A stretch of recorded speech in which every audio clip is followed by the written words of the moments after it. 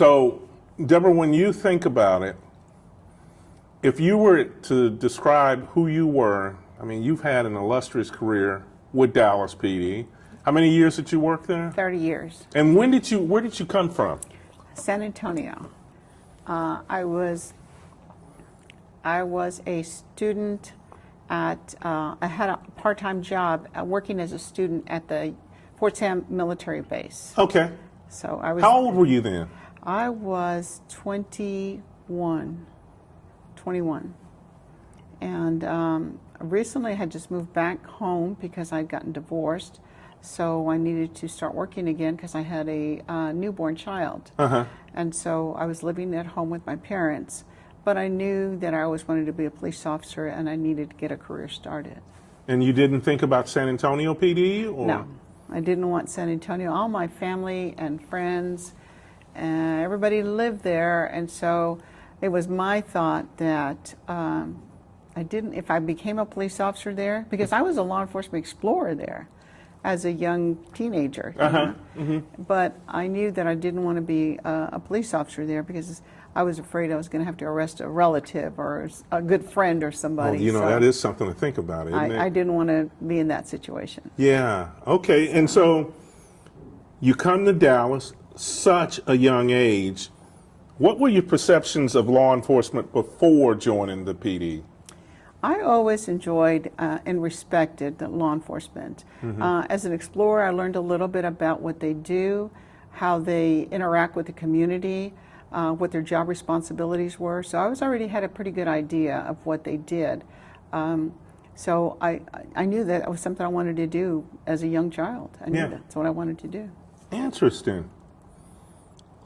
Now, as a Latina or a Mexican American female or woman in law enforcement during that era, what unique perspective or challenges did you bring to or encounter in the role when you think about that? Because coming to Dallas PD, there weren't many Mexican American females. Or there wasn't very many females either on the department at that time when I came.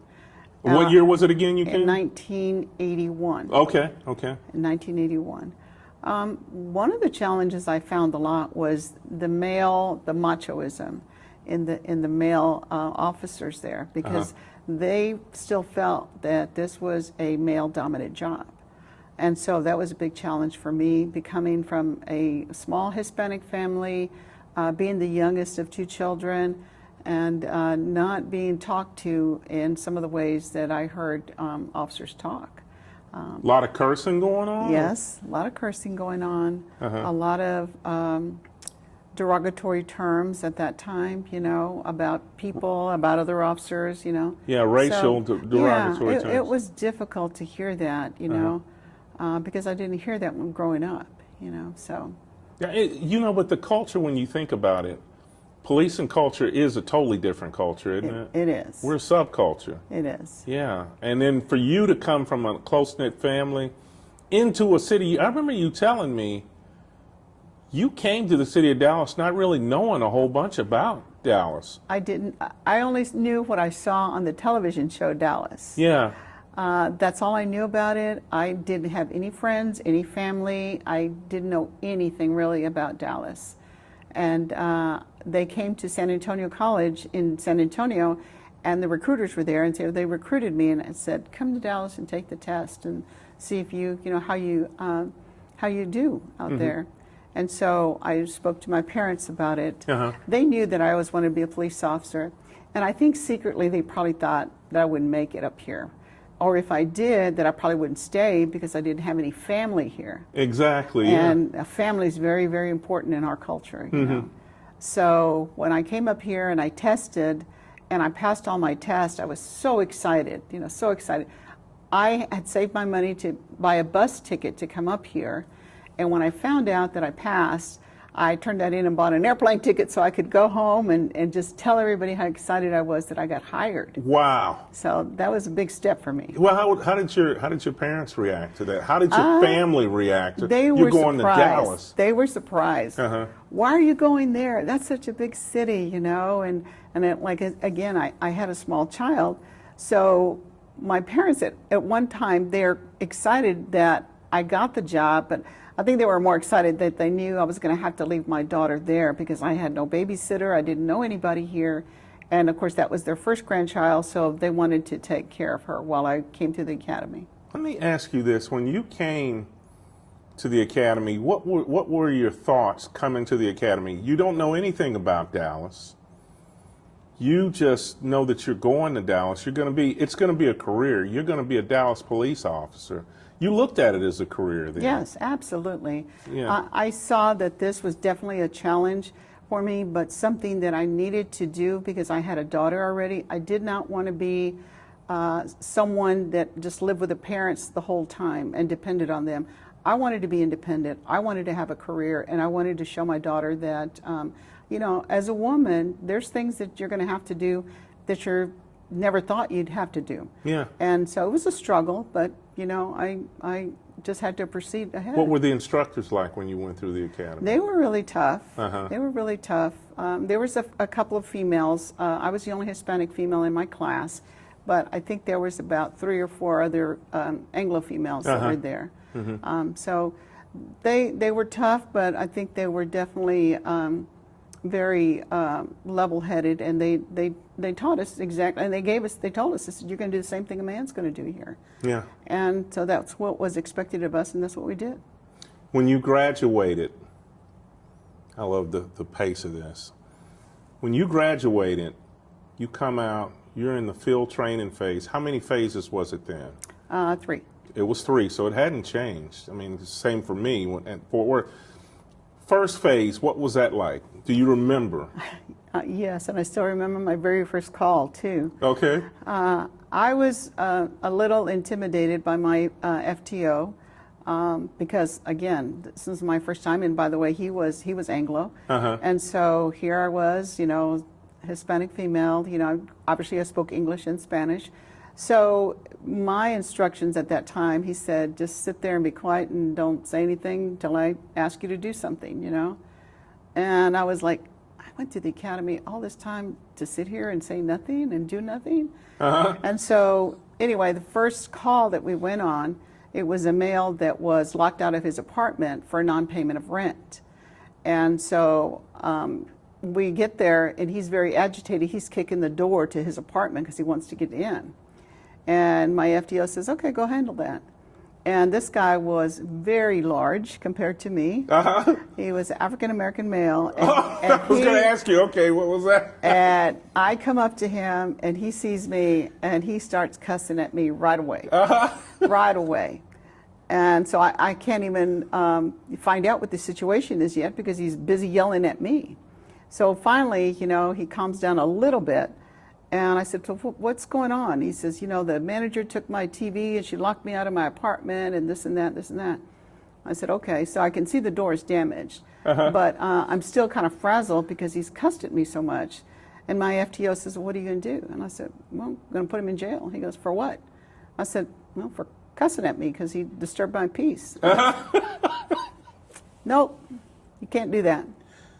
I said, and then I looked at the door again. I said, well, he damaged the door. He goes, okay, now you may have something. Uh-huh. So he kind of led me on so I could figure out stuff on my own to get the right charge. Exactly, you know? Yeah. But it was a real shock to me, my very first call, just to be cussed out like crazy, you know. What was that arrest like? I mean, what was it?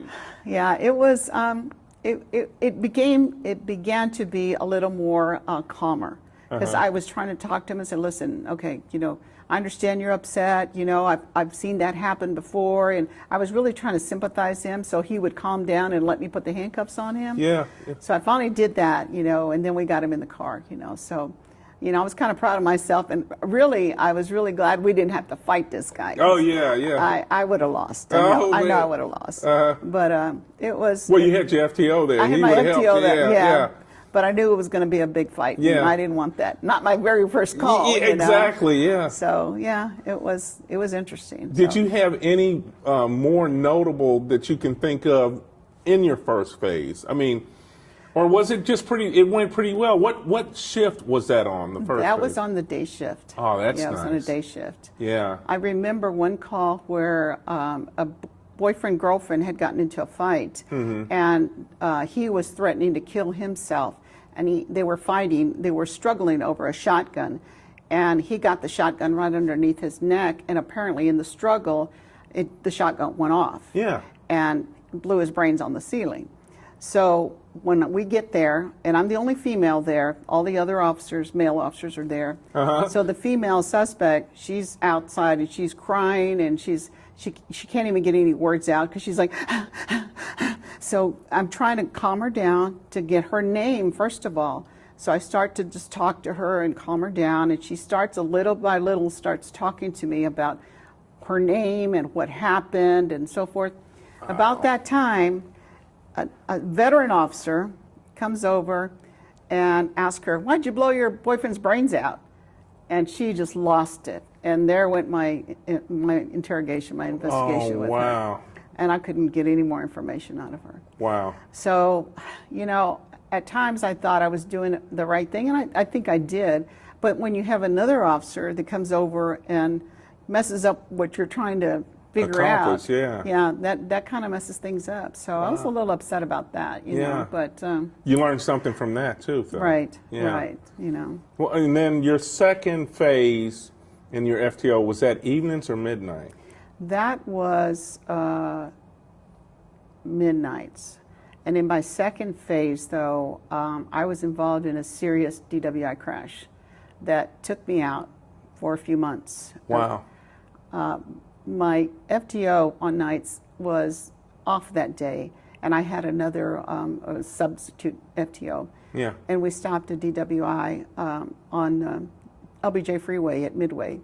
And as we're waiting on the wrecker for his van, another DWI came along and smashed into the back of the squad car, which smashed into the back of the van that we stopped. So we were kind of sandwiched in between the two vehicles. Yeah, and you were hurt. And I was hurt pretty seriously. So was my partner at the time. Wow. And so I was out for about 2 or 3 months, and I had back and neck and hip injuries, glass in my toe, my ears, everywhere. It was pretty horrific. Yeah.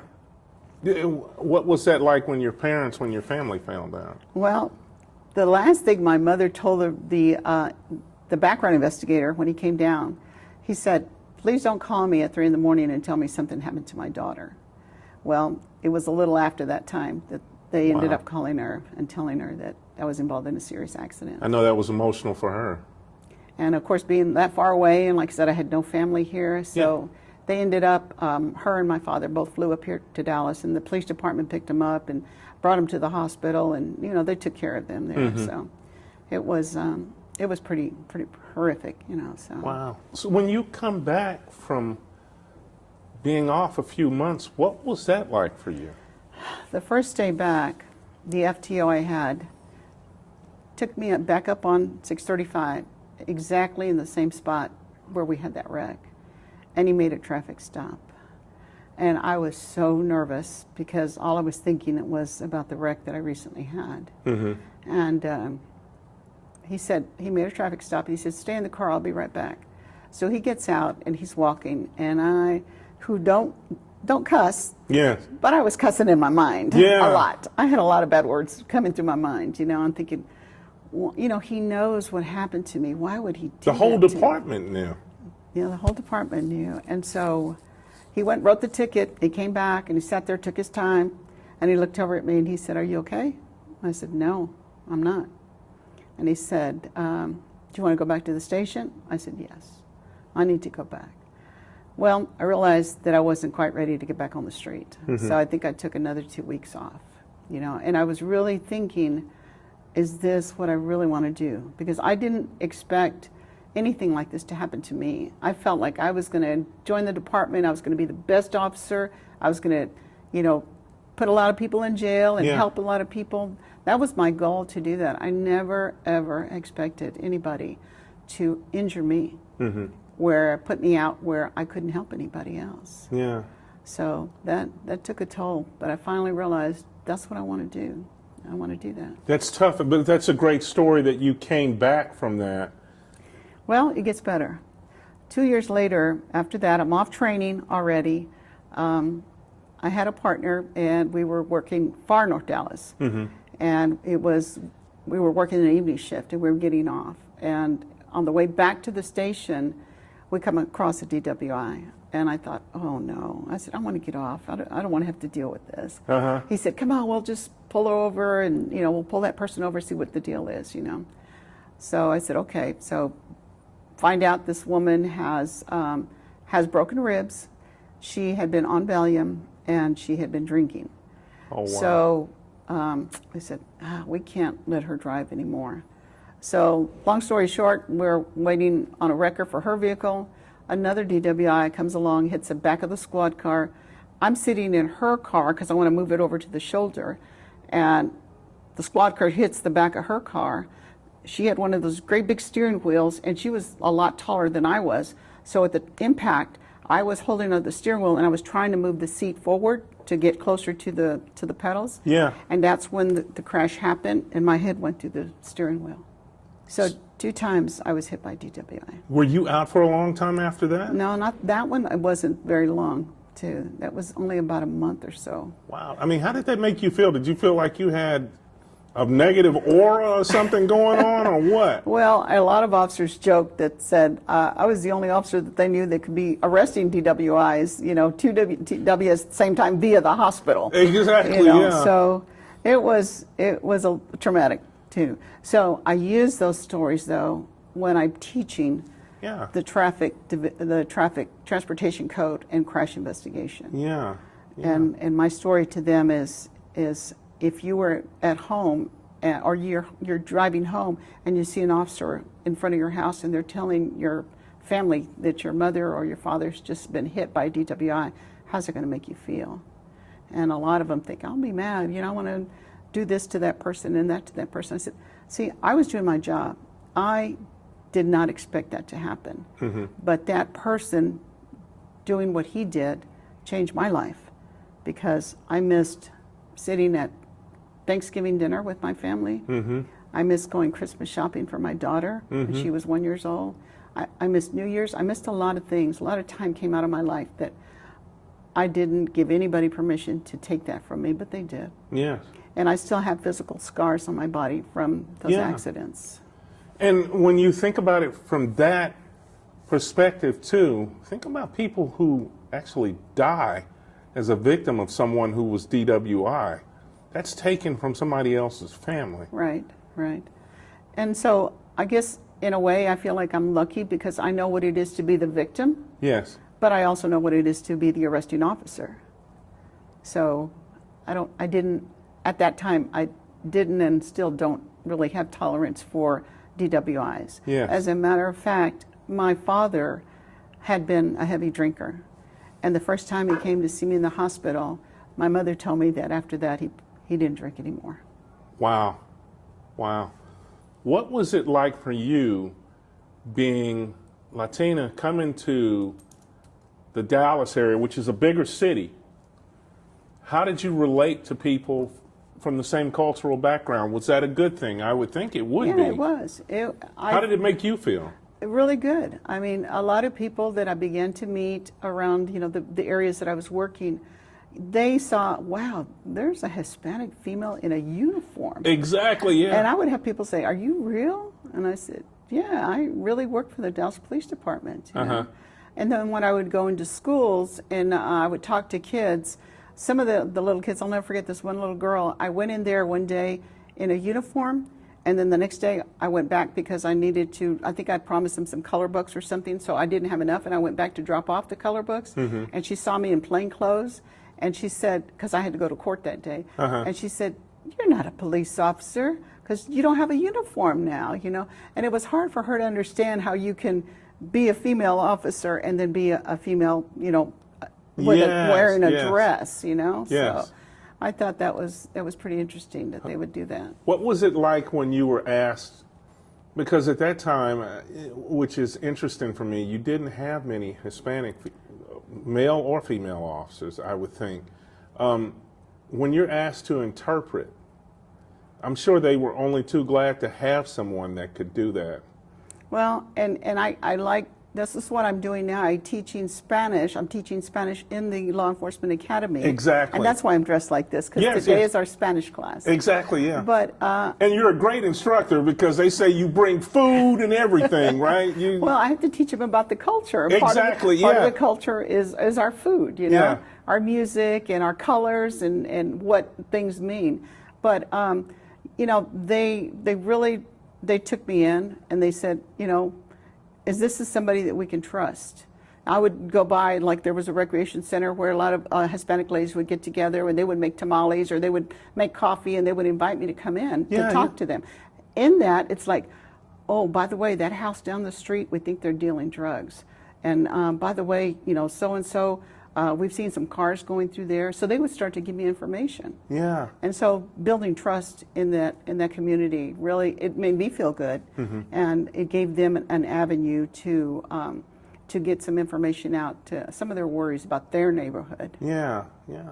How many years total did you spend with Dallas? 30 years and about, let's see, and 5 months. Yeah. 30 years and 5 months. You've had more than, I want to say, overall, you've had an excellent career with the Dallas Police Department. I have. I've enjoyed it. There was times when, you know, I had burnout at one time. I really did. I dreaded going to work at one point, and it was just tedious. But there was life pressures, you know, husbands, children, household, everything. You know, I mean, I'm a mom, I'm a wife. You know, I take care of some bills, and a lot of that you still have to do, you know, as a police officer. Yes. So it was stressful, you know, but I got over that hump and I said, okay, you know what, this is still my career. Yeah. You know, I'm going to finish it off. How many kids did you have?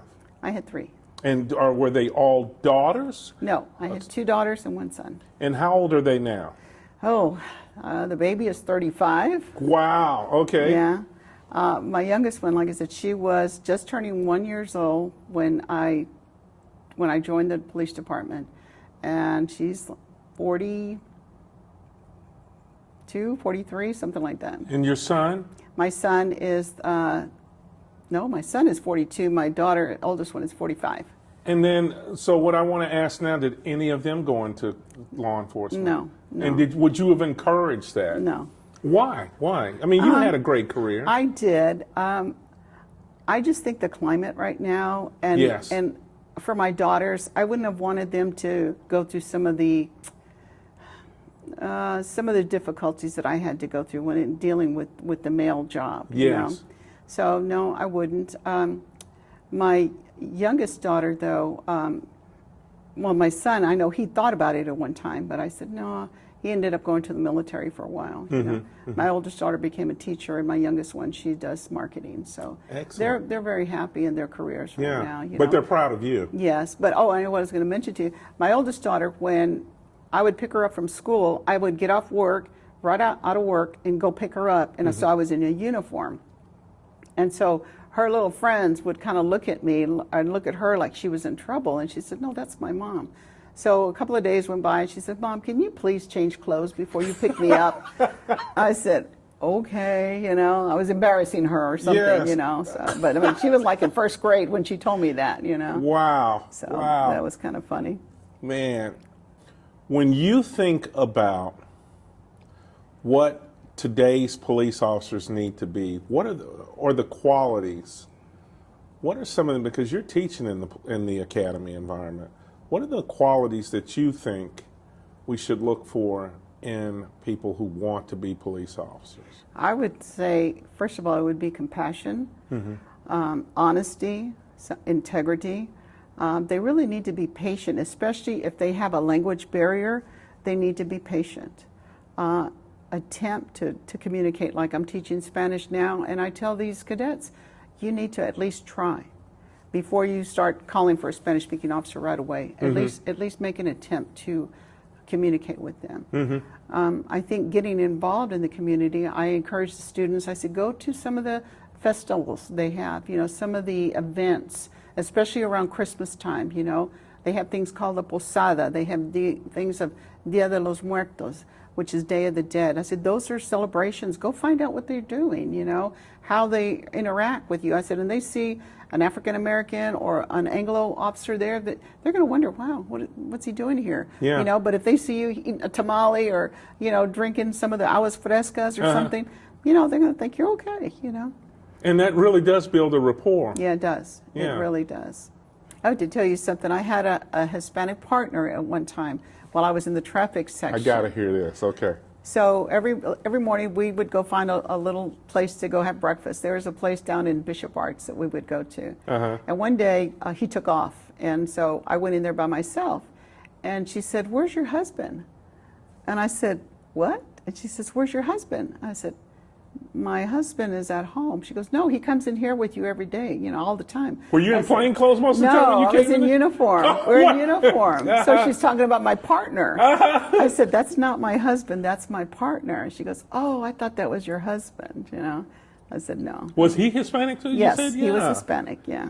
So, and it's funny how people just assume. Assume. Man, how have your perceptions changed? I mean, you alluded to that earlier. You see what goes on with police now, and for me, honestly, I feel bad for what I'm seeing going on because it doesn't have to. Right. But you know, they're doing a job, and it's awful tough. How do you feel about that now when you look at things socially or when we see the news? Does it make it out worse for you? As far as being Hispanic and female, or just being police? Just being a police officer. I think being a police officer in this day and time is very difficult. Mistrust from the countries that they come from. Yes. And so if there's mistrust there, when they come over here and see you or see an officer, there's going to be mistrust there as well too. Yeah. So you're probably not going to get the information. I know people say that our crime rate is going down. It's not going down. It's not being reported. It's not being reported because they're afraid that they're going to get deported. They're going to get labeled as a snitch. And for that reason, they're just not going to report it. Wow. So I see a big change right now going on with the climate that we have right now. And hopefully it'll get better. We hope that it would get better, Yeah. yes, yes. But still, a lot of the Hispanics that are here, they're not all Mexican. They're different. They're from all over the place, different all over the countries. place. Yes. And in the class that I teach, I tell them, if you're not sure, ask. You know, where are you from? That is such a good point. Venezuela, Ecuador, you know, from Argentina, Puerto Rico, Yeah. you know, just different places. The Dominican. And their Spanish is different too than, Exactly. than our Tex-Mex, you know, Hispanic language here. It's different. So I tell them, be careful what you say, because some of the words that you use here in Texas may not be acceptable to them, you know, in their cultures. So. Yeah. I'll tell you what. Well, Deborah, thank you so much for giving us this time. I can't wait to get this posted, and I'm hoping we'll get quite a little feedback. Good. And I would encourage any female that is interested in doing this job, do it. Just do it.